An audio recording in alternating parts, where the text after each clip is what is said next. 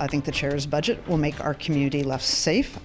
Now at 6, Multnomah County leaders fighting back against a new proposal that would make major cuts to help fill an $11 million shortfall, where County Chair Jessica Vega-Peterson says that she wants to make those cuts coming up. And some Portland public school parents worried their kids' school could close as the district faces the $50 million budget deficit. Now they're trying to make sure Title I schools in the district stay open. That's ahead in the live report. And Vancouver's own Jordan Childs ending out her college gymnastics career with a bang. A look at how many perfect 10s she earned during her time with UCLA coming up as your news at sunrise starts right now.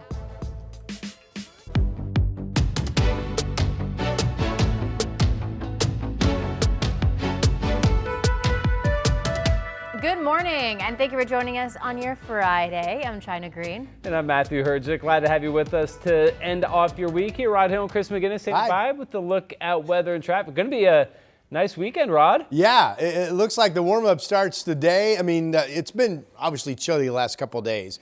It was just got up to 51 back on Wednesday, a day that was mainly in the 40s. We did get up into the 50s yesterday, 56. Today, 60 plus, and then tomorrow, 70 plus. So pretty dramatic warm up. I want to start on the opposite end of the discussion and talk about a chilly start out the door. This is blue sky early this morning and 34 degrees out in Washington County. This is kind of the biggest collection of chilly temperatures this morning out on the west side from the Explorer Tualatin Valley camera out over the golf course there. There's Beaverton and there's Forest Grove also in the mid 30s. Now you jump up to Battleground. That particular spot's often cold and it is 32. So likely some frosty conditions up that way for you folks. Dallas, 33. You probably got some frosty conditions out in Polk County this morning and probably Yamhill as well. There's 34 in McMinnville. So don't be surprised if you see some frost around the area. The Weather Service had the frost advisory up. We talked about that last night, or yesterday morning, I should say. But here's your day moving forward. The warm-up's going to be rapid. 53 at noon, 60 degrees when the kids get out of school on this Friday. Here's Chris. And still some partial snow coverage up in the Cascade Passes. That's a live look right now, Highway 26 at Government Camp. We do have one trouble spot in Northeast Portland. Looks like we have a possible, injury crash here on Northeast 57th and Sandy Boulevard. So be on the lookout for the emergency response there. I-5 through Wilsonville, the northbound commute with the headlights here, heading right into your living room. That drive looks like that's in pretty good shape. Door number 2 takes us over to the Sylvan Hill. That too is pretty light with the volume. And you can see, guys, the drive times are rolling along at a speed limit clip early on this Friday morning. Thank you, Chris. We start with breaking news overnight. Portland police say one person is dead after what appears to be a hit and run in Northeast Portland. This happened just after 11 o'clock last night on Northeast Siskiyou Court near 148th Avenue. Officers responded to a report of a person down in the street. When they arrived, they found that person dead at the scene. Police say that the person appears to have been hit by a car. The driver left the scene, so anyone with information is asked to contact Portland Police. And we do our best to take a survivor full circle. So from the moment they lost their home or their dwelling to getting back in their new home. Well, you just heard from Mark Brooks. We first met him 5 years ago when he launched a nonprofit aimed at helping victims of Oregon's devastating wildfires. But according to the Oregon Attorney General's office, in 2023, the Cascade Relief Team ran out of money and Brooks abruptly fired staff. Now the AG's office is suing Brooks, saying that he drained the nonprofit's accounts for personal use. The suit alleges Brooks stole more than $800,000 in donations. He spent $270,000 on personal credit cards, loans, and bills, $67,000 on rent, child support, liquor, strip clubs, and jewelry, and $11,000 in cash withdraws, more than half at casinos. In a statement, AG Dan Rayfield said, quote, Oregonians donated this organization because they wanted to help their neighbors recover from wildfires and floods. We will be sure he is held accountable for every dollar he took. Besides getting Brooks to repay all stolen or wasted donations, the lawsuit seeks to bar him from ever handling money for a charitable organization. We reached out to Brooks, but we have not heard back. Former NBA player and assistant coach Damon Jones is expected to be the first guilty plea in a widespread gambling case. The investigation led to the arrests of more than 30 people, including Blazers head coach Chauncey Billups. Jones is accused of profiting from rigged poker games and sharing non-public injury information about star players with sports bettors. He previously pleaded not guilty, but now has a change of plea hearing set for April 28th. Billups has pleaded not guilty to the charges he's facing. He has been on unpaid leave from the Blazers since his arrest last year. A proposed Multnomah County budget is sparking concern this morning. County leaders say it would require more than $93 million in cuts to close a major funding gap. And some of the biggest impacts could hit homeless services and district attorney's office. Senators reporter Corey Johnson joins us in the studio with a closer look at what's on the table. Corey. Yeah, Matthew, China, the county says these are difficult cuts needed to balance the budget, which now sits at about $3.9 billion, down from last year. Now, the cuts were proposed by Multnomah County Chair Jessica Vega Peterson. Thursday, officials say they're facing a $93.2 million gap driven in part by lower property tax revenue. Now, the general fund, one of the county's most flexible funding sources, alone has $11.1 million shortfall. In the proposed budget, some of the largest cuts would come from homeless services with a $67 million reduction. That could mean closing more than 600 adult shelter beds and cutting back on family shelter vouchers. The proposal also includes staff reductions, including about 166 positions across the county. At the same time, the DA's office could see roughly $2 million in cuts and would lose about 15 employees, including prosecutors. Their current budget is already facing pushback. Peterson saying nothing is final yet. We ended up being able to lower that number greatly by the time the final budget was passed by the board. So I'm hopeful we'll be able to see a similar decrease in that. Without resources, we just simply can't address certain things. When we've lost resources in that last budget where we were cut, we have seen those losses have direct effects in the community.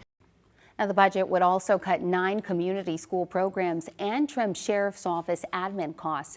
County commissioners will spend the next few weeks taking public input before a final vote in June. China? Corey, thank you. Meantime, across the Pacific Northwest, many school districts are dealing with budget cuts. Oregon's biggest school district, Portland Public School, is no exception. And with concern the district will close schools, parents of students at Title I schools are voicing their concerns. Sunrise reporter Thomas Schultz is live from Jason Lee Elementary School. Thomas, how are parents feeling about all this? Well, guys, as you might imagine, parents we spoke with are nervous and they're uncertain whether their kids will be in the same school in a couple of years. For parents and kids alike, school can be a place full of joy. Oh, it's wonderful. It's a game changer. Rebecca Rasco has a second grade son at Jason Lee Elementary School. It's just 5 blocks from her Northeast Portland home.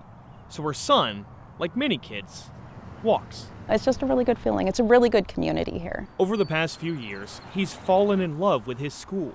They have wonderful staff, principal, counselors, like everything there. And Jason Lee is unique. It's a Title I school, meaning at least 40% of the students come from low-income homes. A third of the kids have learning differences that require special support, including Rasco's son, who gets help learning to read. They truly treat every child there as an individual. Though parents like Rasco and David Jones, whose daughter goes to Vestal Elementary, worry their kids' schools could close. Portland Public faces a $50 million shortfall and is looking into closing schools. This isn't just a decision about closing schools. This is a process about what happens to those schools when they close. It would leave a big hole for Jason Lee to not be there. And it's not just parents at Jason Lee Elementary or Vestal right behind us who are worried about the possibility of their schools closing. Parents we spoke with tell us that they've created a coalition of parents at a handful of Title I schools with the hopes of persuading Portland Public to keep their schools open. Title I schools sometimes don't have the loudest voices. Portland Public hasn't decided if it will close schools, but they are considering it. We are walking this process alongside you. Over the weekend, the district discussed the idea with parents. And we're no different than any other district that's experiencing declining enrollment. And as conversations continue, Title I parents push to keep their students' schools open. We got to fight for our kids. We got to fight for our community. This is what we have to do. And a Portland Public School spokesperson says that, look, they have to make a decision to present to the school board by December to make up for this huge budget shortfall. Still, they do reiterate no decisions have been made on closing schools just yet. Matthew, China. Thomas Schultz reporting live for us. Thomas, thank you very much. Well, let's talk some sports because you can once again catch the Mariners right here on KGW this evening. They're at home taking on another division rival tonight in the Texas Rangers. The pregame show starts at 6 o'clock. First pitch is at 6:40, and if you're looking for KGW News at 6, you can find that streaming live on KGW+. Well, it was a bittersweet night last night for Vancouver's Jordan Childs, the Olympic gold medalist wrapping up her college career with the UCLA in the NCAA semifinals. She got off to a rocky start, though, with a rare mix-up, uneven bars, and needed to restart her entire routine. But Childs rebounded strong, bringing in a 9.9 on the floor and the individual national title. Childs and her teammates ended their season just short of the Final Four. She finishes her college career with 4 individual national championships and 19 perfect scores. And that means 2 legends came out of Vancouver. Jordan Childs and Rodney Hill. I didn't realize they get to have a do-over, though, basically, right? I mean, it looked like that was a do-over. Yeah. Looked like Yeah, I don't know. I didn't know that. Let me tell you, there's a couple big winter snowstorms over the years. I wouldn't mind having a do-over if I had to could go back and forecast things differently. Here's a look at our Timberline Lodge camera this morning.